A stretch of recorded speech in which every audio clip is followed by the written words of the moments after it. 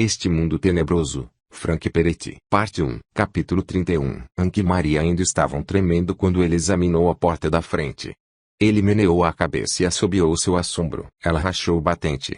Olhe só. O encosto afastou-se mais de 2 centímetros. Bem, que tal trocar de camisa? Perguntou Marie, e Anki lembrou-se de que metade de sua camisa se fora. Aqui está outra para a pilha de trapos, disse, tirando-a. Então ele fez uma careta. Ui, o que há? Depois de tirar a camisa, Anki ergueu o braço a fim de dar uma olhada, e Marie prendeu a respiração. Os dentes de Carmen haviam deixado vergões. Em alguns lugares a pele estava cortada. É melhor colocarmos água oxigenada nesses cortes, disse Marie, dirigindo-se às pressas ao banheiro. Vem aqui. Anki foi ao banheiro, ainda carregando a camisa rasgada. Ele colocou o braço sobre a pia, e Marie começou a limpar o ferimento. Ela estava espantada. Nossa! Anki, ela o mordeu em 4 lugares. Olhe só, céus, espero que ela esteja vacinada. Eu sabia que aquela mulher tinha más intenções desde a primeira vez em que a vi. A campainha tocou. Anki e Marie entreolharam-se. O que podia ser agora? É melhor atender, disse Anki. Ela se dirigiu à sala de estar enquanto Anki acabava a limpeza do braço. Anki, chamou Marie. Acho melhor você vir aqui. Anki dirigiu-se à sala, ainda carregando a camisa rasgada na mão, e as marcas de dentes à mostra. 2 policiais estavam à porta, um idoso, alto, e um jovem, tipo calouro de polícia. Os vizinhos devem ter pensado que algo terrível estava acontecendo aqui.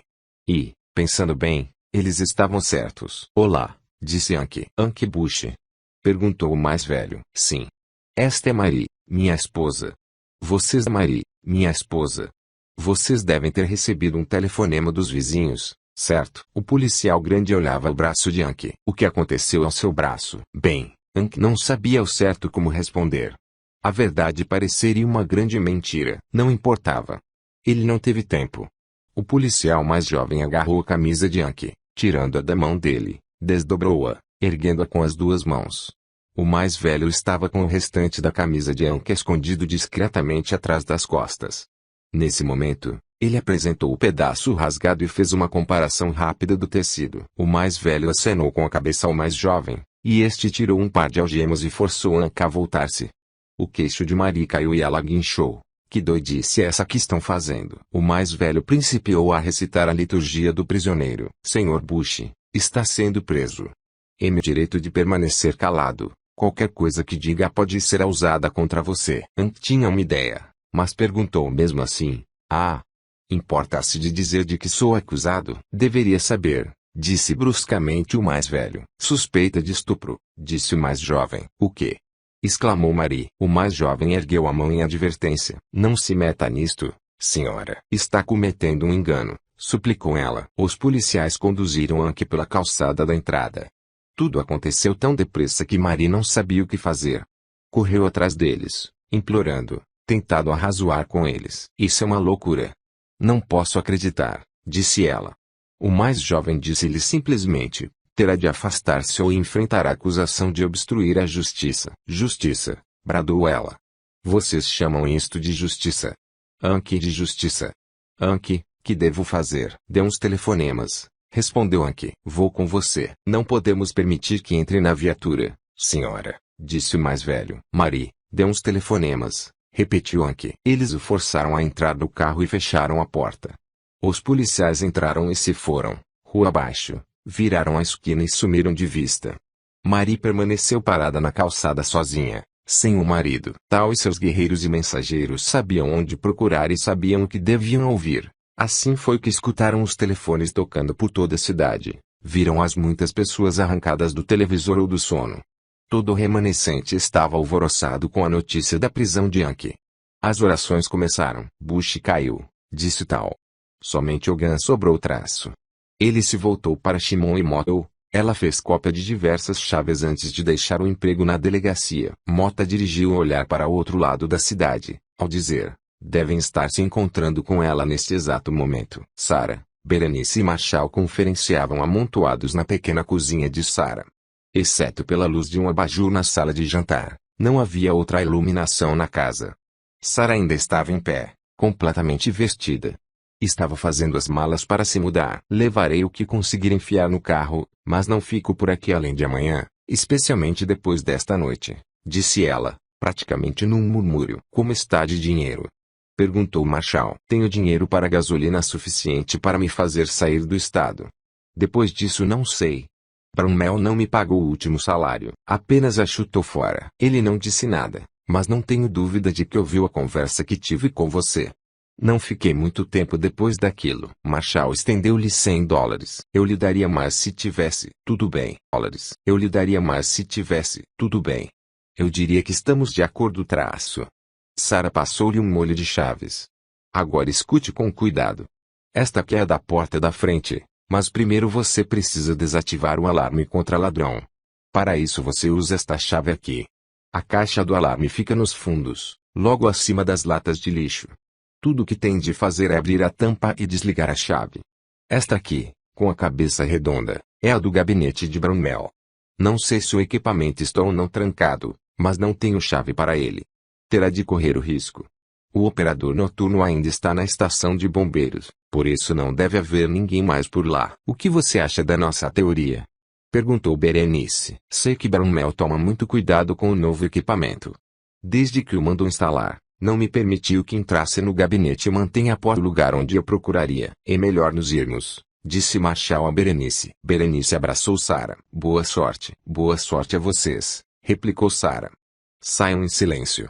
Eles se esgueiraram furtivamente na escuridão. Mais tarde naquela noite, Marshall apanhou Berenice no apartamento dela e se dirigiram ao centro. Marshall encontrou um bom local para esconder o carro apenas alguns quarteirões da praça do tribunal, um excelente terreno baldio cheio de exuberantes arbustos e árvores. Ele deslizou o carro um matagal adentro e desligou o motor. Por um momento, ele e Berenice simplesmente permaneceram sentados, sem saber o que fazer. Achavam estar prontos. Haviam trocado de roupas, vestido peças escuras, e haviam trazido lanternas e luvas de borracha. Minha nossa, disse Marshall. A última vez que fiz algo parecido foi num grupo de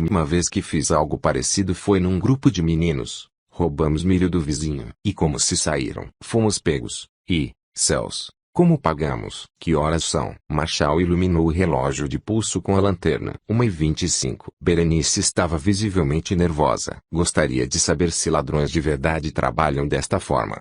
Sinto-me como se estivesse fazendo um filme. Que tal botar um pouco de carvão no rosto? Já está negro o suficiente. Obrigada. Permaneceram sentados por mais alguns minutos, tentando conseguir coragem para prosseguir.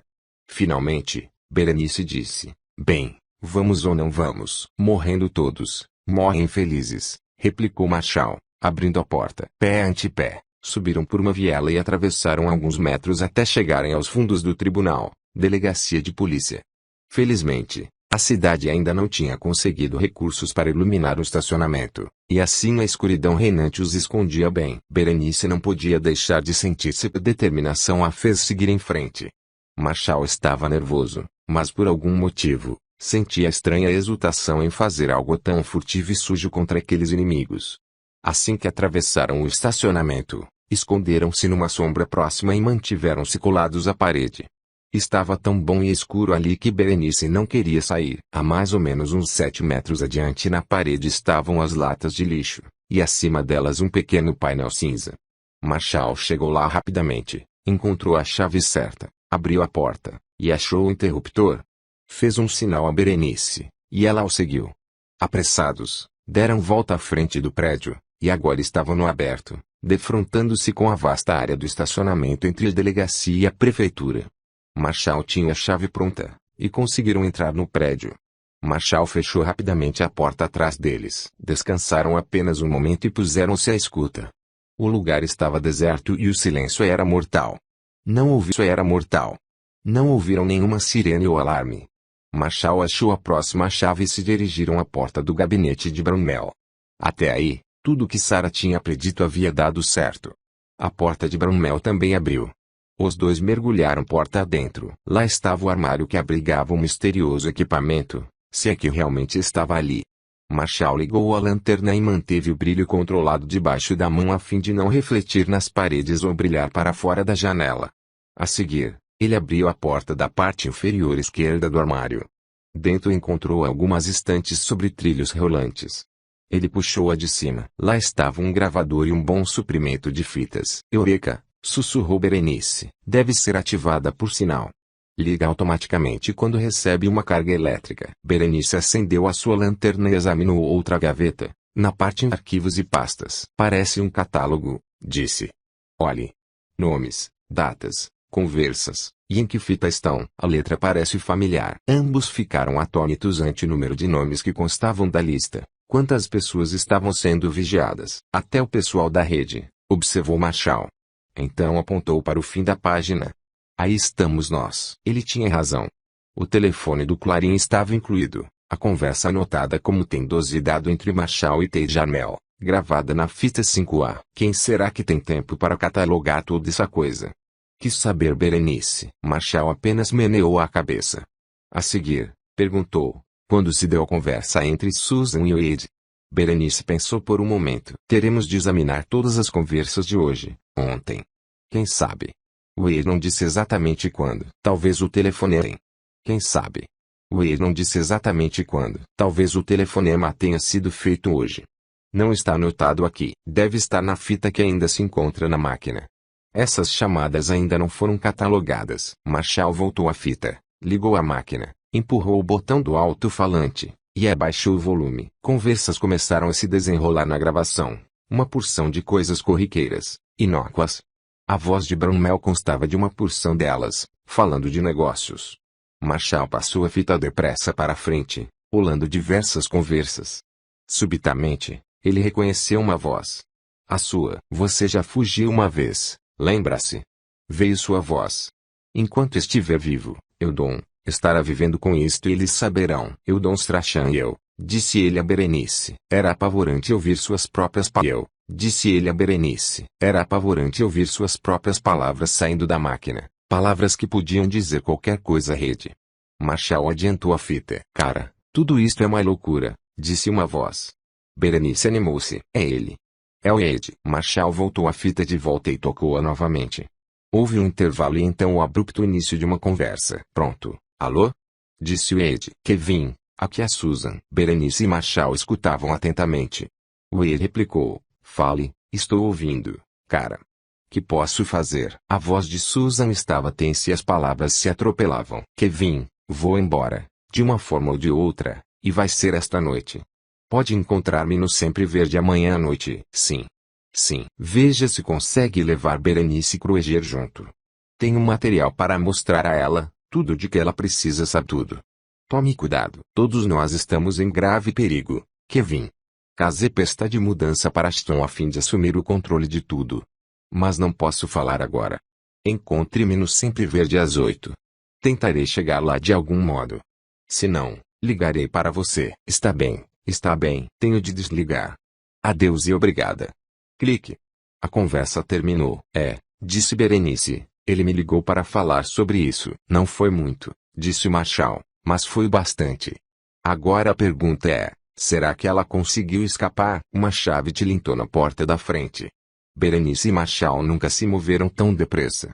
Ela guardou os arquivos, e Marshall empurrou a máquina de volta para dentro do armário. Fecharam as portas do armário. A porta da frente abriu-se. As luzes do saguão do armário. A porta da frente abriu-se. As luzes do saguão se acenderam. Eles mergulharam atrás da grande escrivaninha de Brownell. Os olhos de Berenice estavam cheios de uma única pergunta. O que fazemos agora? Marshall gesticulou-lhe que ficasse fria, depois fechou os punhos, indicando-lhe que talvez tivessem de lutar para sair dali. Outra chave girou na porta do gabinete de Brownell, e a seguir ela se abriu. O aposento foi subitamente inundado de luz. Ouviram alguém ir ao armário, abrir as portas, puxar a máquina para fora. Marshall calculou que a pessoa tinha de estar de costas para ele. Ergueu a cabeça para dar uma espiadinha rápida. Era Carmen. Ela estava voltando a fita ao começo e preparando-se para lançar outras entradas no registro. Berenice também deu uma espiada, e os dois sentiram a mesma fúria e indignação. Você nunca dorme. Berenice que deu um pulo. Sobressaltou Carmen, que também pulou, derrubou os papéis, e deu um gritinho. Ela se voltou de chofre. O quê? Disse, sufocada. O que está fazendo aqui? Marshall e Berenice aguaram-se. Por sua aparência contundida e pelas roupas escuras, dava para ver que essa era tudo. Menos uma visita cordial, despreocupada. Eu lhe perguntaria a mesma coisa, disse Marshall. Você tem ideia de que horas são? Carmen correu os olhos pelos dois, e ficou muda. Marshall podia certamente pensar em algumas coisas que dizer. Você é espiã, não é? Foi espiã no nosso escritório, grampeou os nossos telefones, e agora fugiu com todo o material da nossa investigação. Não sei, ponto do que estou falando. Certo. Assim, suponho que faz isto todas as noites também, repassa. Assim, suponho que faz isto todas as noites também, repassa as conversas gravadas e as cataloga, vendo se escuta alguma coisa que os chefões possam querer saber. Eu não estava. E o que diz dos registros comerciais do Clarim? Vamos resolver isso primeiro. De repente, ela caiu no choro, dizendo, oh, você não compreende. Ela saiu para a área da recepção. Marshall seguiu-a logo atrás, sem nenhuma disposição de perdê-la de vista. Ele tomou o braço dela e fê-la rodopiar. Calma, mocinha. Temos uns negócios sérios a liquidar aqui. Oh, lamuriou-se Carmen, e então atirou os braços em torno de Marshall como se fosse uma criança atemorizada e soluçou de encontro ao seu peito. Pensei que você fosse um ladrão. Estou contente por ser você.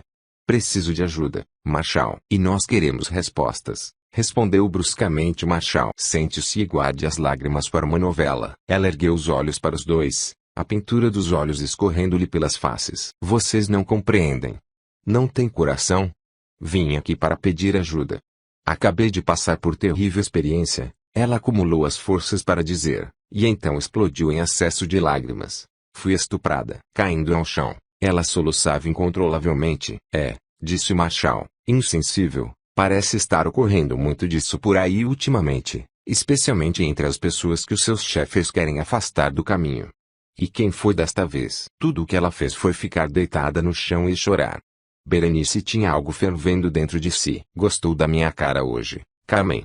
Acho interessante o fato de você ser a única a saber que eu ia sair para visitar Kevin Wade. Foi você que avisou o bandido que me espancou? Ela ainda disse que eu ia sair para visitar Kevin Wade.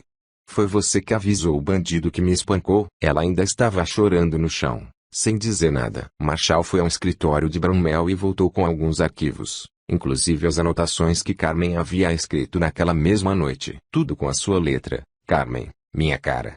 Você nada mais foi do que uma espiã desde o começo. Estou errado ou estou certo? Ela continuava chorando.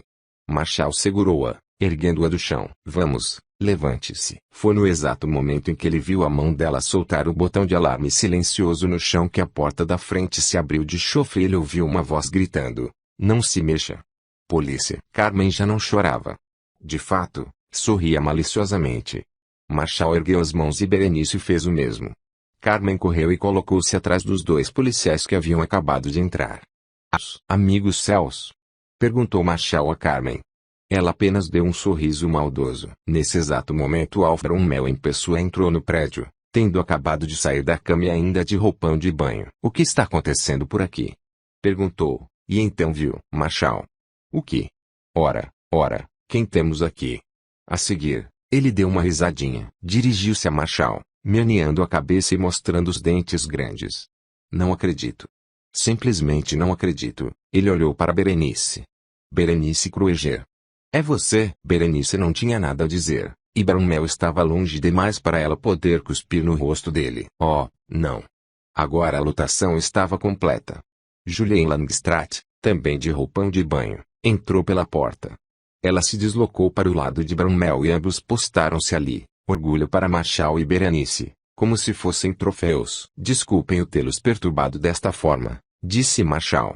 Langstrath sorriu com prazer e disse, eu não teria perdido isto por nada do mundo. Bromwell continuava a sorrir mostrando os dentes grandes e disse aos policiais, recitem-lhes os direitos e prendam-nos. A oportunidade era boa demais para deixar passar. Lá estavam os dois policiais tentando fazer o seu trabalho, e lá estavam Bromwell e Langstrath, parados apenas um pouco à frente de Marshall.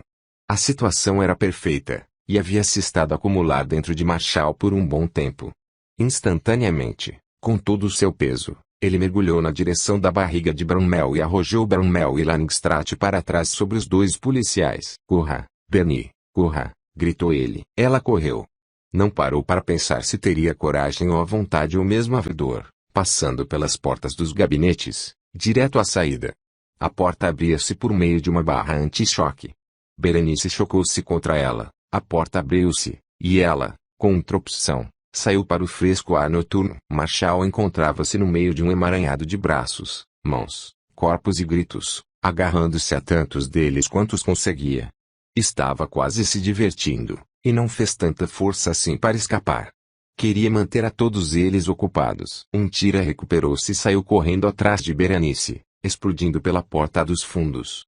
Ele estava suficientemente perto no rastro da moça para ouvir o som de passos dirigindo-se à viela de trás, e seguiu a encarniçada perseguição. Aí estava a chance de Berenice descobrir em que tipo de condição física se encontrava, costela quebrada e tudo. A respiração explodindo, ela dava longas passadas, seguindo pela escuridão, sonhava com os óculos, ou pelo menos com um pouco mais de luz.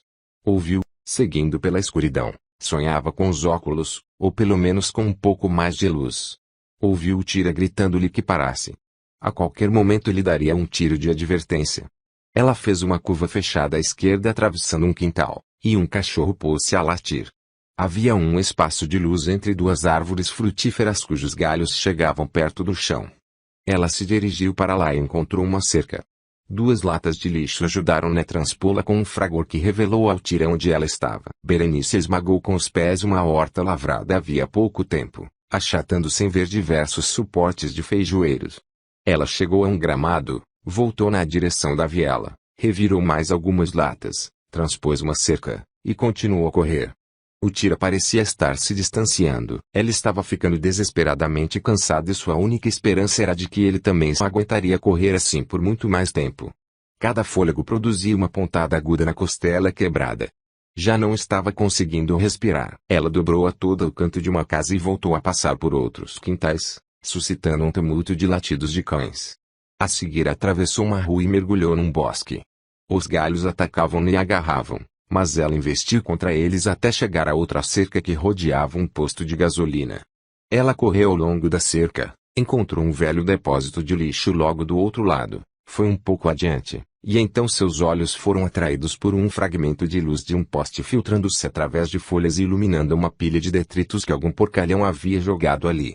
Ela agarrou a primeira coisa que sua mão encontrou, uma garrafa velha, caindo em seguida ao chão, tentando não respirar alto, tentando não gritar de dor. O tira ia devagar pelo bosque, tateando a fim de conseguir caminhar no escuro, estalando galinhos sob os pés, arfando e bufando. Ela ficou em silêncio, esperando que ele se detivesse e escutasse. Finalmente ela parou e ficou quieto. Estava à escuta. Ela arremessou a garrafa por cima da cerca. Ela bateu em cima do depósito de lixo e pulou, espatifando-se na calçada atrás do posto. O tira arrojou-se pelo mato até a cerca. Ele a transpôs e quedou-se imóvel atrás do posto. De onde estava, Berenice não conseguia vê-lo, mas escutava, muito atenta. Ele também. Então, ela ouviu andar lentamente pelos fundos do posto e parar.